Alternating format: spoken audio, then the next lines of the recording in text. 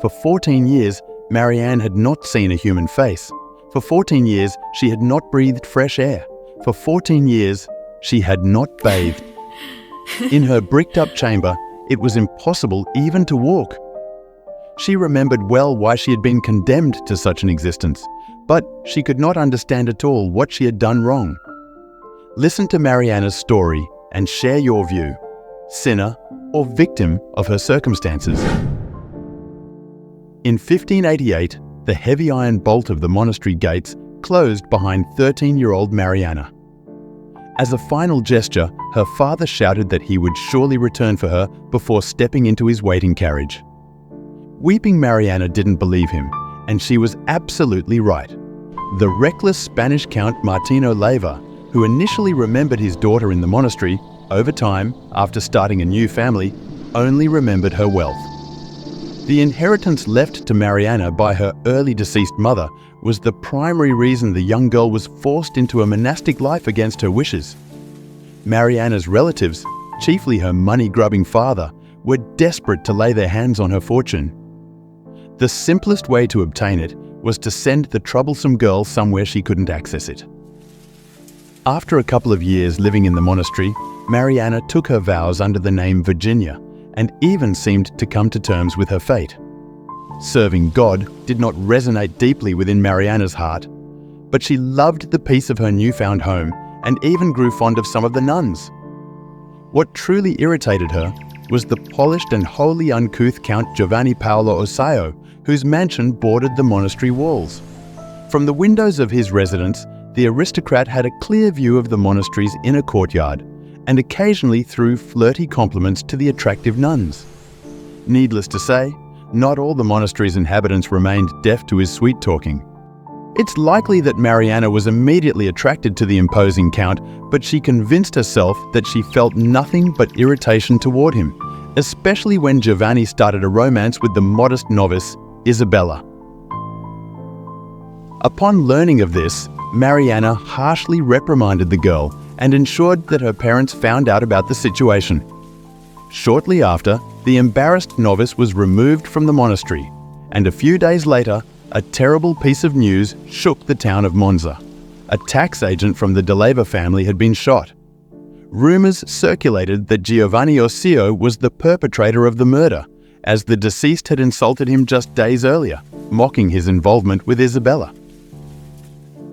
Although Giovanni's involvement in the tax agent's death couldn't be conclusively proven, he was placed under house arrest during the investigation. Out of boredom, he spent even more time observing the monastery courtyard and causing unease among the modest nuns. This time, the Count focused his attention solely on Mariana, and her defenses began to weaken. Soon, Giovanni found a way to exchange letters with the beauty who had caught his eye. Love letters were delivered to her by a rope directly from his window. Mariana, unaccustomed to male attention, found it impossible to resist. The lovers' relationship developed rapidly, and two nuns initiated into their secret facilitated their meetings. In 1602, Mariana gave birth to a boy who passed away immediately after his birth. 2 years later, she had a girl named Alma. The baby was secretly taken to the Count's mansion as he acknowledged his paternity. Giovanni, however, visited Mariana in the monastery so frequently with their daughter that outsiders soon began to suspect their relationship. In the summer of 1606, a nun named Caterina threatened to expose Giovanni and Mariana's relationship unless she was paid a certain amount. The Count met her demands, but she kept asking for more money. In the end, Giovanni ambushed and murdered her. The two nuns who had aided them before helped the Count cover up the crime, presenting Caterina's disappearance as an escape. The truth might have never come to light if Giovanni's doubts about the reliability of his accomplices hadn't tormented him. He feared they might betray him. These thoughts haunted the Count day and night, leading him to decide to eliminate 2 more nuns. In the process, he had to murder the blacksmith locksmith who happened to be in the wrong place at the wrong time. With such a suspicious string of deaths, authorities could no longer ignore the situation, and Giovanni was arrested. Later, he managed to escape, but fate caught up with him even in freedom. The Count met his end at the hands of a former friend in whose company he had sought refuge. As for little Alma, left without a father, she was taken in and raised by Giovanni's mother. Mariana was also imprisoned, and after a lengthy investigation, she was sentenced to life imprisonment in a bricked-up cell within the Santa Valeria convent.